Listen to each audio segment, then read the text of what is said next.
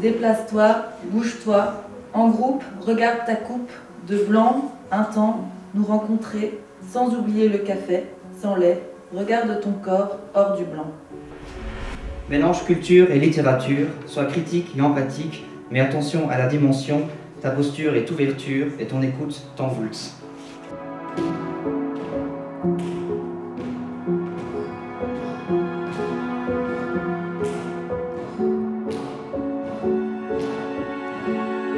On est au terme d'un processus d'une année qui a vraiment permis une co-construction. Donc était en présence à Nancy-la-Couleur avec les professeurs des différentes écoles.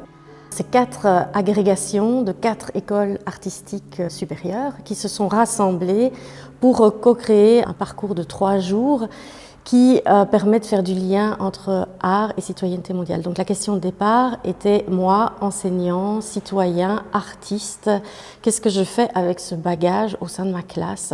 Comment j'aborde les choses? Quelle posture j'adopte?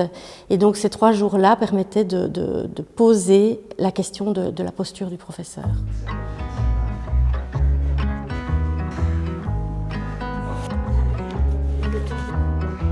C'était vraiment de vivre par le corps un peu les postures élève-enseignant, c'est-à-dire soit l'élève est motivé, soit l'élève est amorphe, soit l'élève ne veut pas, il résiste.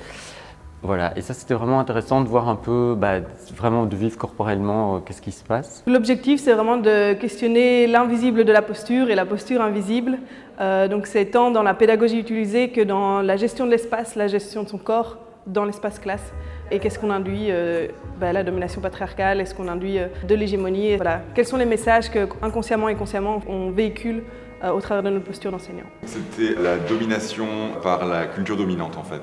Et du coup l'effacement des cultures autres, souvent extra-européennes. Quand Nancy-la-Couleur est venue avec ce projet, ça m'a semblé une très très bonne opportunité de construire cette sensibilisation des futurs enseignants qui vont se retrouver sur le terrain. Alors ça implique évidemment l'éducation à la citoyenneté mondiale, mais pas que, aussi des questions transversales de genre, toute une série de choses importantes et auxquelles nos étudiants sont très sensibles et ne se sentent pas suffisamment formés.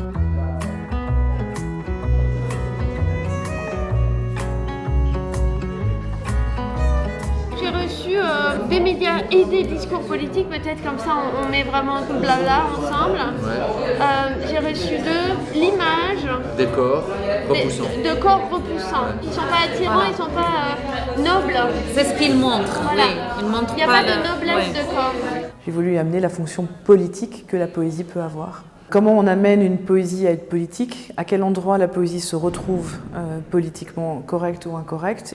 Nous avons reçu des discours politiques que les illégaux méritent l'isolement. Nous avons reçu des médias francophones l'annonce des visites domiciliaires. Nous avons reçu des écoles l'invisibilisation de leur vécu. J'ai reçu de mon copain le stress administratif, l'inquiétude du lendemain et les stratégies pour l'avenir. Ces ateliers m'ont fait me rendre compte en fait qu'il y a énormément de choses en nous qui sont encore construites et parfois on prend parti pour une chose ou une autre. En fait, on n'est jamais vraiment impartiel, on n'est jamais vraiment neutre. Et plus on avance dans les ateliers, plus je me rends compte qu'il y a beaucoup encore à parcourir. Ça peut nous aider vraiment en milieu scolaire à essayer de défaire certains comportements, à essayer d'aider les élèves, de ne pas poser de jugement sur leur situation, sur ce qu'eux vivent, leurs ressentis, peut-être les rediriger vers des solutions qui pourraient les aider. L'idée c'était de voir comment continuer ce lien entre poésie et politique.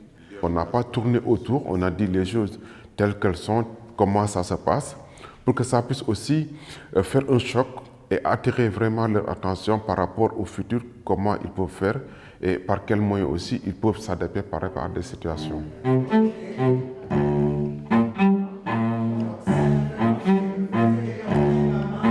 Dans vos discussions en groupe, essayez de chercher quelque chose qui pour vous illustre ce côté de la création de monstres. Donc, le monstre, c'est celui qui est le gardien en fait de la normalité, de ce qui est normal. On a parlé beaucoup des responsabilités en fait. Des responsabilités en tant que citoyenne dans le monde surtout. On a parlé surtout de ça. Et les enjeux qu'il y a entre le fait d'être un citoyen et en même temps enseignante. Je sculpte la personne, je fais des formes avec son corps. Nous, on appelle ça sculpter, parce que je prends le corps et je le bouge dans l'espace. OK? Du coup, on va avoir des personnes en fait, qui vont nous écouter, ils vont nous suivre probablement, vu qu'on va être des enseignantes. Et voilà, nous sommes responsables en face d'eux. La posture qu'on va prendre, les rôles qu'on joue.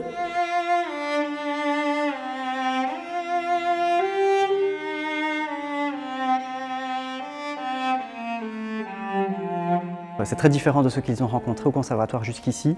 Donc c'est l'occasion de montrer aussi un peu le champ des possibles et une palette de couleurs avec laquelle ils n'ont pas l'habitude de travailler.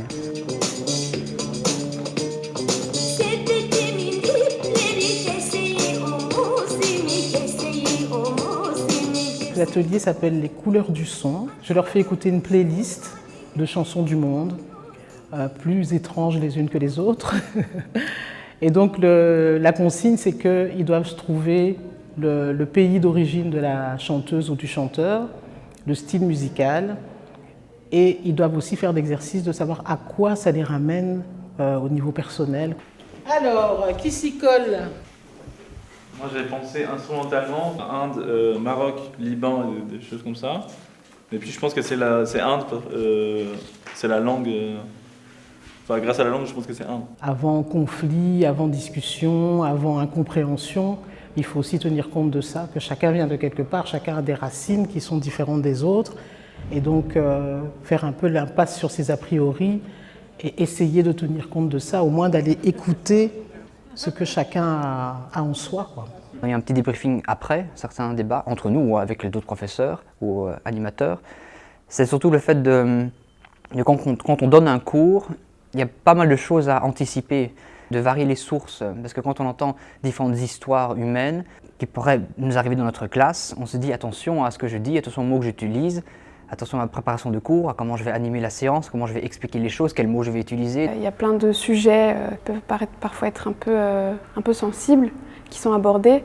Et donc voilà, ça fait naître plein de choses, plein de réflexions. Et il y aura besoin, je pense, après de prendre le temps de se poser, d'en rediscuter pour savoir où on en est.